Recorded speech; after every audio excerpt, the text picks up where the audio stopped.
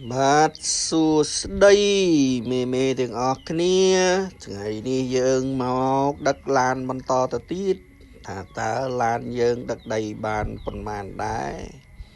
ហើយឥឡូវនេះតកងឡានរបស់យើងក៏គាត់បានចាប់ផ្ដើមដឹកដីយកទៅចាក់ឲ្យមួយហើយ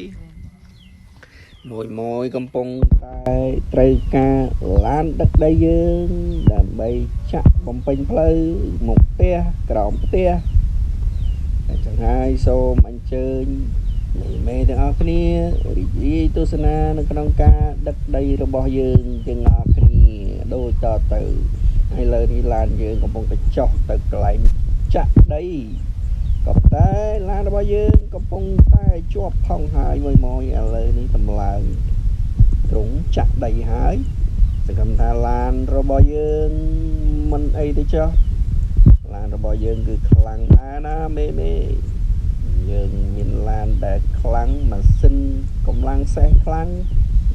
អញ្ចឹងហើយឡានរបស់យើងក៏បានដឹកដីរួចហើយត្រឡប់មកយកដីមួយជើងទៀតដើម្បីចាក់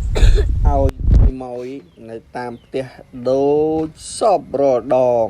ណាមេឥឡូវនេះកំពុងតែបើកបរបន្តទៅទៀតហើយដល់កន្លែងចាក់ដីហើយ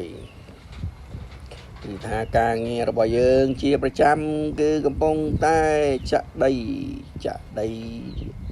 ព្រឹកល្ងាចក៏ចាក់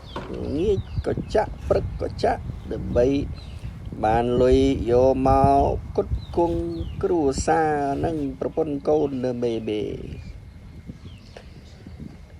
សកម្មភាពដឹកដីនេះយើងកំពុងតែដឹកមកមានញឹកខ្លាំងមែនតើឥឡូវឡានរបស់យើងកំពុងតែបើកចេញពីកន្លែងចាក់ដីទៅហើយយើងចាក់បានប៉ុណ្ណឹងមេឥឡូវថយចាក់មួយឡានទៀតហើយសង្ឃឹមថាដីរបស់យើងចាក់បានឆាប់ពេញនឹងបានលុយពីម្ចាស់ផ្ទះ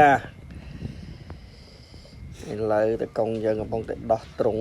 ដើម្បីចាក់ដីទៀតឡាននេះដូចជាមិនសូវស្រួលទេមេអើយឡាននេះកម្លាំងម៉ាស៊ីនវាខ្លាំងក៏ប៉ុន្តែទ្រុងរបស់វាមើលទៅដូចអត់សូវរឹងមាំទេណាមេជួនកាលអាចជ្រយះទ្រុងក៏បានដែរដោយសារយើងដឹកដីច្រើនណាមើលទៅដីរបស់យើងមួយឡានគឺពេញចិត្តស្ដោករបស់មួយតែម្ដងហើយចេញដំណើរទៅយកដីបន្តទៀតហើយយាចែនេះមកដេកនៅចិត្តផ្លូវហ្នឹងវិសបុកចែក្រហមមួយអូខេតែពីយើងបានយកដីឲ្យយើងមករកកន្លែងចាក់ទៀតហើយដឹកមកផ្ទះមួយទៀតហើយឡាននេះចង់និយាយថាឡានយើងប្រើយូរឆ្នាំហើយណាមួយកម្លាំងសេះគឺពិតជាខ្លាំងមែនតើយើងគ្រាន់តែជួសអីចិត្ត